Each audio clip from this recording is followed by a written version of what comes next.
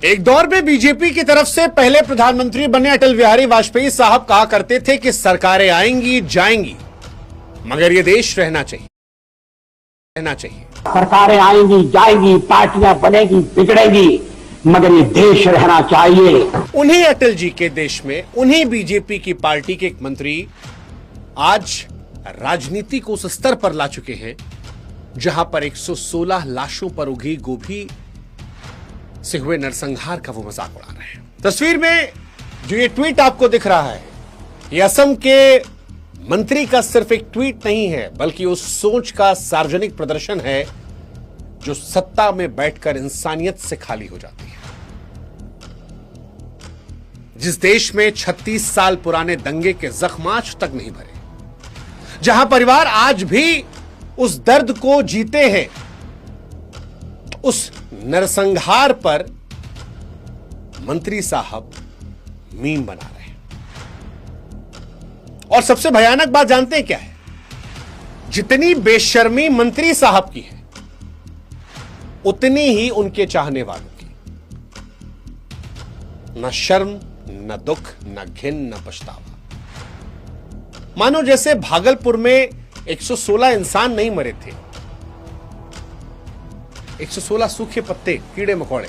एक तरफ जब दिल्ली में डॉक्टर्स को हम देख रहे हैं कि वो बम फोड़ रहे हैं, ये कह रहे हैं कि इस्लाम में फटना त्याग है, उस वक्त हमको लगता है कि ये जो ट्वीट है, ऐसे ही ट्वीट शायद उस मानसिकता के लोगों को दिखाया जाता होगा जब कुछ इंसानियत के दुश्मन उन नौजवानों को भड़काते हैं। क्योंकि ये ट्वीट सिर्फ असंवेदनशीलता नहीं है, यह अपराध के ग्लोरिफिकेशन के बराबर है। असम के मंत्री अशोक सिंघल, जिनके ट्वीट से साफ हो गया कि सत्ता ने उनके भीतर संवेदनशीलता का आखिरी कण खींच लिया है। हां, हो सकता है उनके चाहने वाले कोई चिंटू पिंटू आकर कहे कि सर गोभी ही तो उगाई है, लेकिन सच आप भी जानते हैं, बिहार चुनाव के नतीजों के बाद ये जो कोड वर्ड है ना, इससे क्या मैसेज आप देना चाहते हैं वो आप भी समझते हैं, हम भी समझते हैं। और इसका असर क्या होगा या ऐसी नफरती सोच का असर क्या होता है वो इन दिनों हम और आप देख भी खूब रहे हैं। आज अगर कोई मंत्री नरसंहार का कोड वर्ड ट्वीट करता है तो सिर्फ एक पक्ष को उकसा नहीं रहा है, वो दूसरे पक्ष को संकेत दे रहा है। असम में चुनाव है अगले साल, संकेत है कि पुराने जख्मों को रे दो, आग लगाओ, माहौल गर्म करो। देखो, मैं भी तो कर रहा हूं, मैं मंत्री होकर कर रहा हूं, तुम भी कर सकते हो। यह शब्दों से हिंसा का माहौल बनाया जा रहा है और फिर चुनाव के वक्त यही हिंसा वोट पे तब्दील हो जाती है। और यह आज के दौर में राजनीति का सबसे खतरनाक रूप है, नफरत की बीज बोकर वोट की फसल काटना। मंत्री साहब, इंसानियत की लाशें चुनावी फसल नहीं होती हैं। आज गोभी के खेत नरसंहार का मजाक उड़ाया जा रहा है, कल कोई आएगा जो कहेगा गोधरा ट्रेन तंदूरी नाइट, परसों कोई और आएगा वो कहेगा 2002 सफाई अभियान, 1984 के सिख दंगों पर दिल्ली की दिवाली कहकर हंसेगा। और ये नफरत को हमारे आप के बहुत अंदर भरता जाएगा और इन्हीं से कोई उमर निकल कर आएगा। क्योंकि नफरती चिंटुओं की ना कमी है, ना ऐसे लोगों की कमी है जिन्हें नफरत में बहकाना आसान ना हो, धर्म के नाम पर उकसाना आसान ना हो। वो लोग जो नहीं जानते उन्हें हम बता दें, बिहार चुनाव के नतीजे आए थे। कुछ घंटों बाद अशोक सिंघल ने गोभी के खेत की तस्वीर पोस्ट की थी, लिखा था बिहार ने गोभी की खेती को मंजूरी दे दी। यह ट्वीट मिलियंस में गया है, कई मिलियन, 7 मिलियन से ऊपर। ट्विटर पे आमतौर पर लाखों में भी कोई पोस्ट जाए तो उसकी रीच ठीक ठाक कहते हैं, ये 7 मिलियन प्लस गया है। और हर उस इंसान के दिल में छुरा बनकर चुभा है जो भागलपुर दंगों का नाम जानता है। नहीं जानते तो आज हम आपको इस वीडियो में बताएंगे कि इसका इंपैक्ट क्या होगा। भागलपुर दंगे क्या थे जिनका मजाक उड़ाया जा रहा है, कैसे ये नफरती सोच देश को बर्बाद कर सकती है, और क्यों मंत्री जी ने अब तक न ट्वीट डिलीट किया, न माफी मांगी। कर रहे हैं ना, ये मजाक नहीं है, ये कोडवर्ड के जरिए सिर्फ एक कटाक्ष नहीं है, ये एक तंज था, राजनीतिक व्यंग नहीं, नरसंहार का मजाक था। ये जानबूझकर, सोच समझकर, पूरी रणनीति के साथ बनाया गया। एक मंत्री जब ऐसी भाषा बोलता है तो वो अपने निजी विचार नहीं बोल रहा होता है, उसको पता है इसका लॉन्ग टर्म इंपैक्ट क्या होगा, और शायद वो ये भी जानता है कोई उससे पूछेगा नहीं, क्योंकि अब अटल जी थोड़ी ना है जो कह देंगे कि न्याय राजधर्म का पालन करना चाहिए। अब वैसी जवाबदेही नहीं हो रही है ना, और नहीं हो रही है तो फिर 3 दिन बीत गए, न माफी, न सफाई, न डिलीट। मंत्री को भी पता है वो छूता है कानून से, नैतिकता से, इंसानियत से, पार्टी से। और अगर मंत्री कर रहा है तो नीचे वाले किस स्तर पर कर रहे होंगे ये आप सोच समझ सकते हैं। किसी को अभी भी इसकी गंभीरता का अंदाजा नहीं है तो आपको ले चलते हैं साल 1989 भागलपुर, वो काला अध्याय जिसकी आग में 1100 लोग तप गए। ऑफिशियली, अनऑफिशियली कहा था कि 2000 से 3000 आदमी झुलस गए थे। 250 गांव में भागलपुर में दंगे फैले थे। कई दिनों तक पुलिस नहीं पहुंची थी। उसी देरी ने दंगाइयों को समय दिया कि भागलपुर के गांव में जहां मुसलमान ज्यादा थे उनको मारकर गाड़ दिया जाए। और सिर्फ गाड़ा नहीं गया, पकड़ा ना जाए इसलिए जमीन में गाड़ने के बाद उन पर फूल गोभी बो दी गई थी ताकि सबूत ना बचे। 36 साल बाद वो खेत हरा है। अब जड़ों में खून नहीं है, वोटों की खाद डाली जा रही है। सन्नाटा इतना है कि भागलपुर की माओ की सिसकियां दब गईं, जिनके बच्चे गोभी के नीचे सो रहे हैं। और ये कोई मनोहर कहानी नहीं सुना रहे आपको, ये दस्तावेज है, कोर्ट के रिकॉर्ड है, इंसानों का इतिहास है। वो लाशें आज भी बिहार की मिट्टी में पड़ी चीखों की तरह हैं। उनका नाम लेना आज भी कई घरों में आंसू लाता है। उस त्रासदी को एक मंत्री मीम बनाकर पेश कर रहा है, और यहां पर बीजेपी की चुप्पी परेशान करती है। असम के मंत्री की गोभी के जरिए नरसंहार पर जो ये कटाक्ष किया गया, नरसंहार पर, नफरत पर, लाशों की जो खेती की गई, वो खतरनाक इसलिए क्योंकि ये खामोशी नहीं है, एक तरीके से स्वीकृति है कि कोई आदमी जब 2025 में, जब पूरा भारत विकसित भारत का सपना देख रहा है, तब पार्टी से कोई एक शब्द नहीं बोलता, न इसके खिलाफ ट्वीट करता है, न ट्वीट डिलीट करवाता है, न इस्तीफा होता है। तो यह संदेश जाता है कि मंत्री जी की बात से किसी को परहेज नहीं। उल्टा लोग आकर जस्टिफाई कर रहे हैं कि अरे आप पे लोग ज्यादा सोच रहे हैं, मंत्री जी ने तो गोभी कहा था।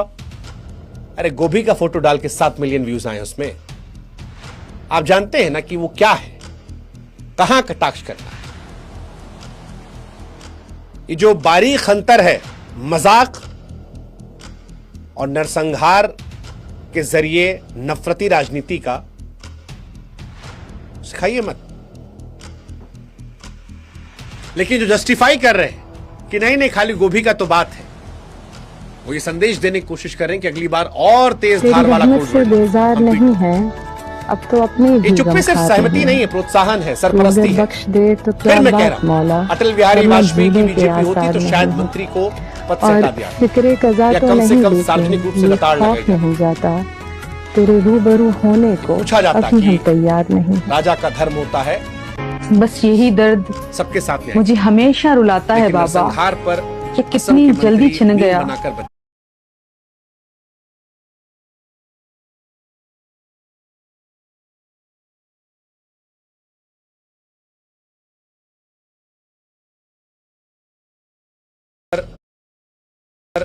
असम के मंत्री मीम बनाकर बचे हुए हैं, उन्हें कोई हिचक नहीं हुई है। उन्हें लग रहा होगा कि ठीक तो कर रहे हैं, किसी को बुरा थोड़ी लग रहा, फॉलोअर ही तो बढ़ रहे हैं ना भाई। सच कहें तो इसका मतलब जानते हैं क्या है? नेताओं के अंदर से मानवीय तत्व भी खत्म हो गया है। सत्ता के नशे ने नैतिकता को कुचल कर रख दिया है, और ये सोच देश के लिए खतरनाक है। एक मंत्री की कुर्सी पर बैठकर 116 लाशों का तिरस्कार करना राजनीतिक मुद्दा नहीं, इंसानियत के खिलाफ अपराध है। यह भारत के संविधान की उस भावना का अपमान है जो हर नागरिक को बराबरी का सम्मान देती है। यह देश की उस मिट्टी का अपमान है जिसमें आज भी गंगा जमुनी तहजीब सांस लेती है। अशोक का यह ट्वीट सिर्फ एक ट्वीट नहीं, राष्ट्र की संवेदनशीलता पर प्रहार था। और यह बात जितनी बार कही जाए कम है कि देश की एकता अखंडता के लिए सबसे बड़ा खतरा इस तरह के मंत्री हैं जिनकी राजनीतिक भाषा नरसंहारों से होकर गुजरती है। जिस देश में नेता नरसंहारों पर तंज कसे, वहां दंगे होना आश्चर्यजनक नहीं होता, दंगे ना होना आश्चर्यजनक होता है। अशोक सिंघल को समझना पड़ेगा कि भागलपुर की मिट्टी आज भी गवाही देती है कि वहां लाशें दफन थी, फूलगोभी नहीं। उन चीखों को मिट्टी के नीचे दबा दिया गया, लेकिन उनकी गूंज आज भी हवा में तैर रही है। और जब कोई मंत्री उन चीखों पर हंसता है तो वो सिर्फ इतिहास का अपमान नहीं कर रहा, वो भविष्य के लिए एक नई तैयारी कर रहा है। अशोक सिंघल को बिना शर्त माफी मांगनी चाहिए, और अगर किसी को बुरा लगा जैसा बनावटी माफीनामा हो तो लानत है उन पर और उनका समर्थन करने वाला। उन्हें स्वीकार करना चाहिए जो कुछ कहा वो गलत था, क्रूर था, अमानवीय था। ट्वीट तुरंत डिलीट होना चाहिए, तुरंत। जो इंसान नरसंहार का मजाक उड़ा रहा है उसको लेकर बीजेपी को भी सोचना चाहिए, क्या वो पद पर बैठने लायक योग्य व्यक्ति है? हालांकि अशोक सिंघल के साथ जो घटना है उसमें बीजेपी का रवैया, अशोक सिंघल का रवैया इसके उलट है। वो घाव खुरेद रहे हैं, इतिहास पर तंज कस रहे हैं, समाज को तोड़ने वाली भाषा राजनीतिक पूंजी बना रहे हैं। और आप में से कई लोग जो मजा ले रहे थे, आपको भी समझना है, उस पार हुआ था इसलिए आपको मजा आ रहा है। आपके अपनों के साथ होगा तो आप ऐसे नहीं मुस्कुराएंगे।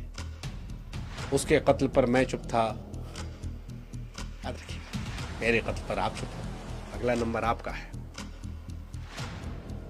वो शेर था ना कि लगेगी आग शहर में तो घर आएंगे कई जद में। इस शहर में अकेले हमारा मकान थोड़ी है, आपको समझना है ये बात।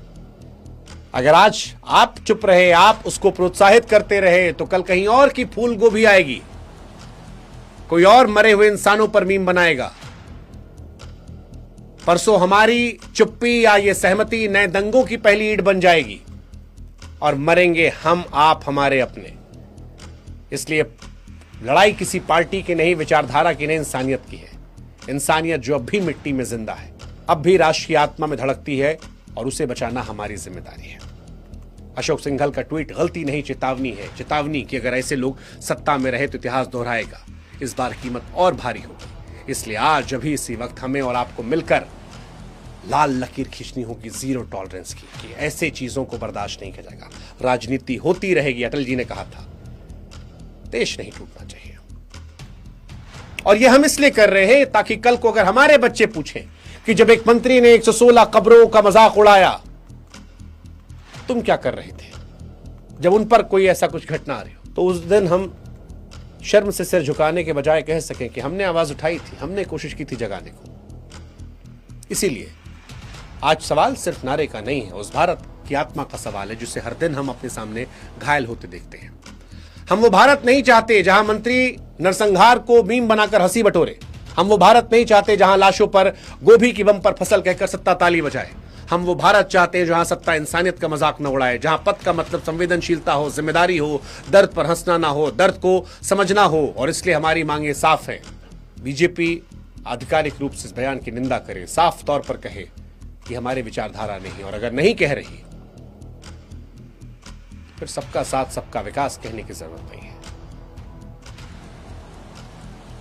आज सवाल यह है कि हम किस तरह के भारत को अपने बच्चों के लिए छोड़ना चाहते हैं, क्योंकि भारत तब तक मजबूत है जब तक सत्ता इंसाफ से चलेगी, जब तक नेता जिम्मेदारी समझेंगे, और जब दर्द पर राजनीति नहीं मरहम लगाया जाएगा। हम वही भारत चाहते हैं जहां मौत पर ठहाके नहीं हो, इंसाफ की आवाज उठे, जहां मंत्री मीम नहीं मर्यादा बनाए, जहां देश सिर्फ बढ़े नहीं बेहतर हो।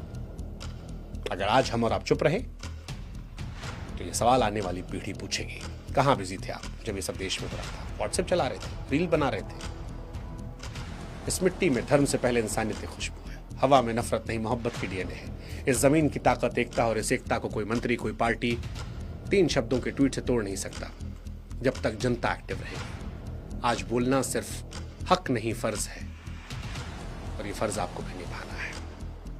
ये जोर आपको भी लगाना है, ये सवाल आपको ही पूछना है। आज अगर बिना उन चीखों को सुने निकल गए तो कल कोई नया भागलपुर बनेगा, और हो सकता है वो आपके अपनों से बने। वो दिन ना आए, इसलिए आवाज उठाइए। जय हिंद और जय इंसानियत।